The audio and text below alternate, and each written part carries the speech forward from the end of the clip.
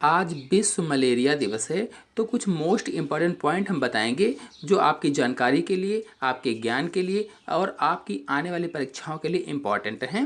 तो पहला पॉइंट है, विश्व मलेरिया दिवस हर साल 25 अप्रैल को मनाया जाता है। विश्व मलेरिया दिवस की शुरुआत 25 अप्रैल 2008 से हुई।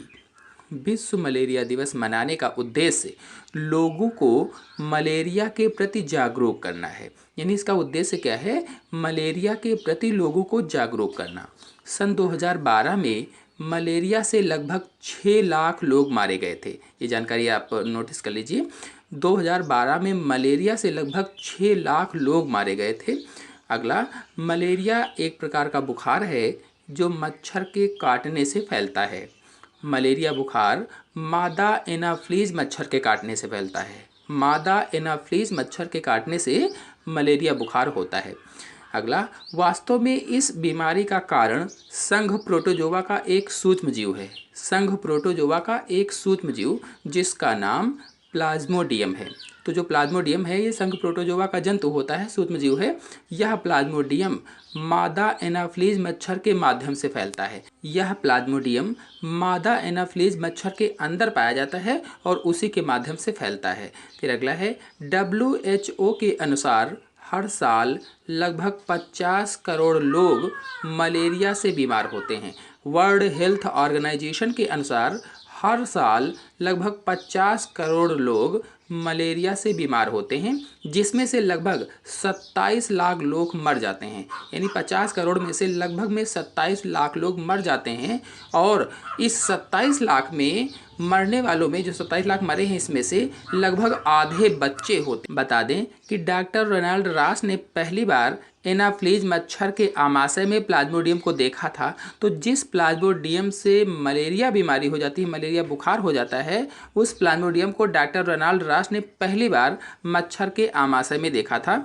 अगला, मनुष्य में प्लाज्मोडियम की 4 जातियां पाई जाती हैं जो मलेरिया बुखार पैदा करती हैं। यानी प्लाज्मोडियम की 4 जातियां कौन कौन सी? Plasmodium vivax, Plasmodium falciparum, Plasmodium ovale और प्लाज्मोडियम मैलरी। ये 4 जातियां हैं प्लाज्मोडियम की जो मनुष्य में मलेरिया बुखार पैदा करती हैं। मलेरिया परजीवी अर्थात प्लाज्मोडियम। तो मलेरिया परजीवी होता क्या? वास्तव में जो प्लाज्मोडियम है यही मलेरिया परजीवी है जो संघ प्रोटोजोआ का जंतु है। तो प्लाज्मोडियम अपना जीवन चक्र 2 पोषदों में पूरा करता है, मतलब 2 जीवों में इसका जीवन चक्र पूरा होता है। पहला पोषद मनुष्य होता है और दूसरा पोषद मादा एनाफ्लीज मच्छर होता है। तो कुल मिलाकर देखा जाए तो प्लाज्मोडियम 2 लोगों में अपना जीवन चक्र पूरा करता है। पहला पोषद मनुष्य और दूसरा पोषद मादा एनाफ्लीज मच्छर होता है। यदि आप लोग मलेरिया परजीवी का जीवन चक्र देखना चाहते हैं अथवा प्लाज्मोडियम का जीवन चक्र देखना चाहते हैं तो मेरे चैनल में फुल वीडियो अपलोडेड है। आप लोग हमारे चैनल पर जा करके देख सकते हैं। उसमें मैंने डिटेल से चित्र सहित लाइव समझाया हुआ है। फिर आते हैं अगले पॉइंट पर। जब मादा एनाफ्लीज मच्छर मनुष्य का रुधिर चूसते हैं तो लार के साथ हजारों सूक्ष्म प्लाज्मोडियम मनुष्य के रुधिर में प्रवेश कर जाते हैं। यानी जब मादा एनाफ्लीज मच्छर मनुष्य के रुधिर को चूसता है तो उसकी लार से जो ये प्लाज्मोडियम सूक्ष्म जंतु है ये मनुष्य के रुधिर में प्रवेश कर जाता है और वहाँ पहुंचकर अपना आधा जीवन चक्र पूरा करता है। और आधा जीवन चक्र पूरा करने में इसी दौरान मनुष्य को मलेरिया बुखार आता है। मलेरिया परजीवी हमारे ब्लड में लाल रक्त कणिकाओं को संक्रमित करता है। हमारे ब्लड में 3 प्रकार की कणिकाएं पाई जाती हैं, लाल रक्त कणिकाएं, श्वेत रक्त कणिकाएं और रुधिर प्लेटलेट्स, जिसमें से लाल रक्त कणिकाओं को ये प्रभावित करता है। क्या आप लोगों को पता है कि जब मलेरिया परजीवी प्लाज्मोडियम मनुष्य के रुधिर में प्रवेश करता है तो किस अंग को पहले प्रभावित करता है? तो मनुष्य के यकृत पर पहुंचता है, यानी लीवर पर पहुंचता है। मतलब मलेरिया परजीवी रुधिर पर संचरण के साथ यकृत या लीवर कोशिकाओं को संक्रमित करता है।